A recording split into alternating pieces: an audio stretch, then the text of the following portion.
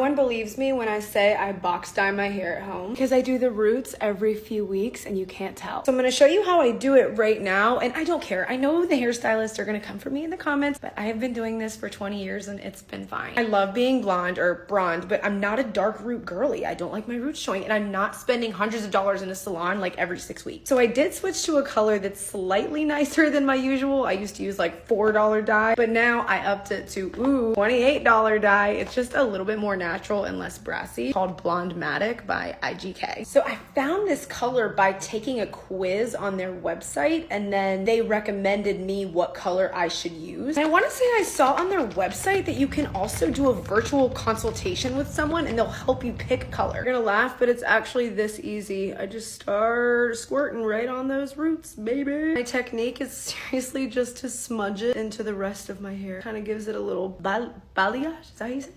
A little on the back there. Then we're gonna do another section. I'm gonna separate, comb it out. We're gonna do it again. A squirt, squirt. Smudgy, smudgy. The fact that I'm doing this in the camera and not even in a mirror will tell you how little I'm worried about it. Keep parting and keep going until we get to the ear. Both sides are done. It's all parted, but as you can see, the front really isn't done. So next, I'm gonna go around my face.